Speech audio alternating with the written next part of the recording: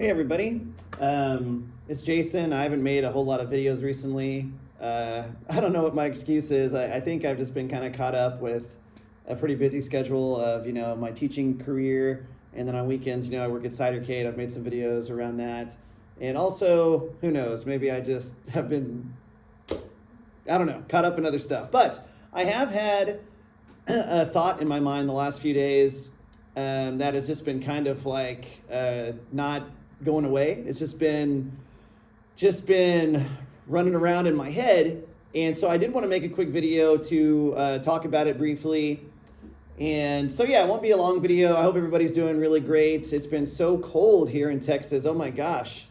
We had a few days of like snow and ice, and so we had a long 4-day weekend recently because of school closures. But not even with like the white winteriness of snow and ice. It's just been really freaking cold. It's not that cold today. And so I'm up here in my classroom doing some work, which I like to do on Sundays just to get ready for the school week. And so I'm just taking a few minutes to just kind of share this with you because it is fascinating in my opinion, and I can't stop thinking about it. And I'm curious what you have to say about it and what your thoughts are. So please leave some comments and let me know what you think. So anyway, I've been thinking, how fascinating is this lifetime? Meaning the one that we are in right now. This human experience and this world that we are currently finding ourselves in is not a common one, and it is certainly not a boring one either. And so if you look at the most recent scientific studies, they tend to think that modern humans, meaning us, have been around for like the last 200 to 300,000 years, maybe a little bit longer, but like the low end of that is about 200,000, and then it goes up, maybe 100,000 years from there. Nobody had any videos at the time, so it was not even any writing systems or anything to leave a whole lot of information. So we just have to kind of use the best information we have to kind of estimate. But in those like 200,000 plus years, humans were doing things like largely the same way for really huge periods, right? They did things like the same way for a really, really long time. And then there was an advancement, like the famous stuff, like somebody would invent the wheel, and then, language was invented.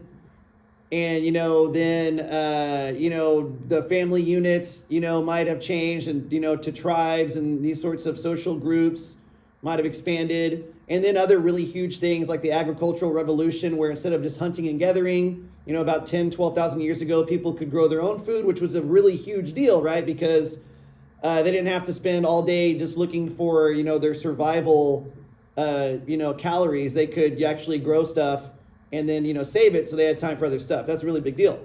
So anyway, humans did that stuff, like super huge periods of the same type of activities, then like a gigantic breakthrough, and then it would go for a long time, and it just kind of followed that system for a long time, just kind of, kept doing that. So out of those last, 200 to 300,000 years, in the last 150 years, I'm just asking everybody to just think about this for a second, okay? Out of all this time, in the last 150 years, okay, which if you do the math, that is 1 unit of time out of the last 133,000 units. So 150 years goes into human existence, modern humans, 133,000 times.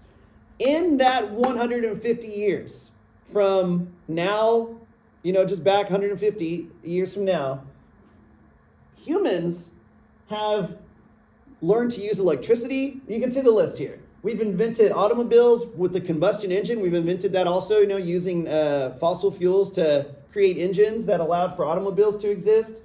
We've invented the internet just in the last few decades. Just in the last, couple decades, we've invented smartphones. We have learned how to fly around the world with aircraft. Modern medicine, meaning not only like, stuff we've had for a long time, like x-rays, and then thank goodness, like vaccines, right? Now, if you're an anti-vaxxer, like in general, then that doesn't really make a lot of sense, because like things like the polio virus and smallpox that like destroyed insane amounts of people around the world, if there were no vaccines, those things would have kept destroying huge chunks of people, right? So if you're not a fan of like the coronavirus vaccine and that kind of stuff, that's fine. But if you're gonna like minimize the like insane miracle level usefulness of those like polio and smallpox vaccines, and that's just crazy, right? I'm not calling you crazy, I'm calling that thought crazy because it has saved an incalculable number of people, okay? After an already insane number of people died. I mean, look at the statistics of how many Native Americans in North and South America died before these vaccines came out. It is insane. So modern medicine, like I said, not just that stuff, but like the newer stuff, like being able to, use MRI machines and some of these gene editing technologies that have just come out recently where they actually will like be able to correct faulty genes in the human body to cure things like sickle cell anemia and this kind of stuff. We have already since the 1960s, right? We've had people go to the moon. We've had probes go all over the solar system. We have plans, these days to try to hurry up the mission to send people to Mars. We've got satellites and probes, not probes, but like the Hubble telescope and the James Webb telescope that are just like looking really deeply out in the universe. Computers the last few decades, of course, which smartphones basically are, the insane amount of entertainment technology we have right now, being able to, let me tell you, like when I was born, you could listen to the radio or you could watch TV or watch movies in the movie theater, or you could use like VHS cassettes, right? You had to have some kind of like physical thing to have your entertainment, unless it was the radio or TV, which went through the air essentially. But now you can get entertainment everywhere just through thin air. Like by using the internet, you guys right now are watching me talk just through thin air, right? I mean, there's no wires connecting your device to receiving this information, unless you're using a cable connected desktop or laptop, which most of you probably aren't. And so you can get movies and music videos and just regular music just through the thin air, and that's just really been in the last couple decades. And then of course artificial intelligence. So again, I just want to really zip this up and make the huge point that I cannot stop thinking about, and again that I'm inviting all of you guys to think about. Out of all of human life, of modern humans, the last couple 100,000 years, in the last 150, we have invented all this stuff. All of these things that have allowed us we can travel around the world in a single day to any destination. You can go pretty much anywhere as fast as you want almost, because of how quickly we can travel through cars and trains and just, zip around our planet. We've left our planet, and we've got incredible amounts of communication abilities because of modern telecom, right? And so this amount of progress in this amount of time is really, really, really wild, right? And so, if we were to fast forward 100 years from now and see what the humans of that time period would say about what kind of world they live in, we can't even guess, right? Because we can't even guess right now what artificial intelligence is going to bring to our lives. There's no way to guess. Like I watch a lot of, YouTube videos of, experts talking about it, and they have their predictions also, but there's really no way to know. The only thing that there is that we can confirm, right, is that the speed at which we are advancing things, like the amount of progress that humans have generated in a very, very teeny amount of time compared to how long we've existed, is insane. It's just really like I can't even like wrap my mind around how fast life is changing and how quickly we are just evolving our way of life. And so what I'd like to leave you guys with again is just ask yourself, a lot of people are really, sometimes bored. A lot of people are depressed. Even myself, I struggle with it a lot. A lot of the time I struggle, with my own emotions and my own mentality. And how bored, that's my question, how boring is this time period actually? If you were to go back through most of the history of mankind, you are spending almost all of your day hunting or gathering for food and clean water, or clean-ish water, right? Enough to not kill you, clean enough to not kill you.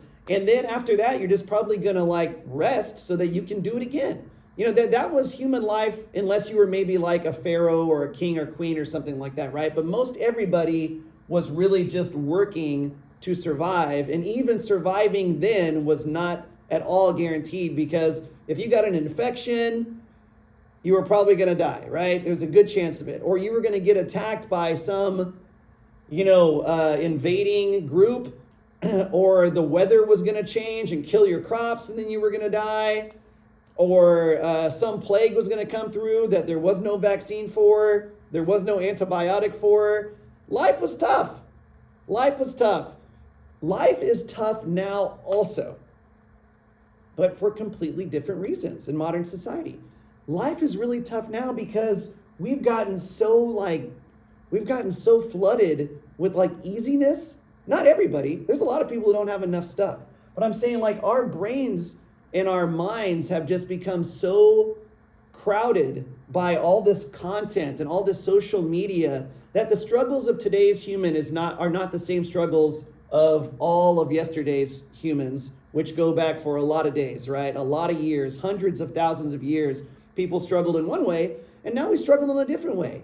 You know, again, a lot of these mental and emotional problems that come with just all this modern technology and modern content and modern sharing through social media, it creates its own set of challenges and issues. So yes, how fascinating is your lifetime right now and my lifetime, and how is it going to change going forward? How is it going to change going forward? We just don't know.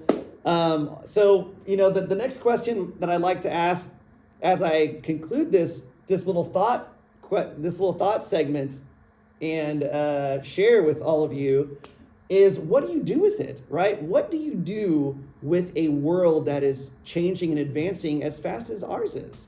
And I don't know the answer. All I can say to you is that I think it's good to try to engage with it, right? You know, try to engage with the advancements and go and join the progress and try to join the efforts of advancement, not just sit back and let it happen to you, right? I know that's easier said than done sometimes because things change so fast. It's almost like as it changes, it just swallows us up. As the world and the technology and all the newness just changes, it feels like sometimes we get swallowed up in it. I just want to remind you that you have the power to go and meet the advancements and run with the world and use this stuff for advancing your own life. Don't just get caught up in the currents of change, right? Go out and see the world right now. And if you feel like you don't have the money for it, you can, we have the ability to get an extra job and go and see all these amazing places and learn cool things about our planet that none of these people, I want you to think about this. For humanity to get from one part of the world of Earth to another took thousands of years, a lot of the time, for them to be able to slowly get from one part of the planet to another. We can do that in less than one day. It took hundreds or thousands of years for almost all of our existence to get from one part of the planet to another. And now you can get on an airplane and do it in less than one day. So let's be grateful for all the stuff that we've got. And again, just kind of, instead of getting swept up in it, use it to your advantage. Stay informed on how things are moving forward. And try not to let yourself get overwhelmed, because it's so hard sometimes to not get overwhelmed with how quickly things are changing. Again, in the last 200,000 years, one human lifetime, assuming that you live 75 years, okay? It fits into this 133,000 times, okay? 133,000 times. You have 1 in 133,000 of existing right now. So every human who's ever existed, if they were lucky enough to live to be about 75 years old, if you were to roll a gigantic die that had 133,000 sides, you would have a chance of hitting 1 out of 133,000 of being alive today, where most of this stuff was invented, right? And we have artificial intelligence that is just now getting started, that we don't even know what it's going to do. So yes, I think things are pretty darn fascinating. And again, I don't know exactly what that means, but again, it's not a boring time to be alive. So yeah, think about that a little bit, but don't think for too long. Just get out there and do some meaningful things, work on some projects. You can upload anything you want in the snap of a finger, just like I do with these videos. And so yeah, use the technology, use the amazing advancements to your advantage, and don't just sit back and let it happen to you. Hope everybody is doing great. Thanks for listening, and I'll catch you later.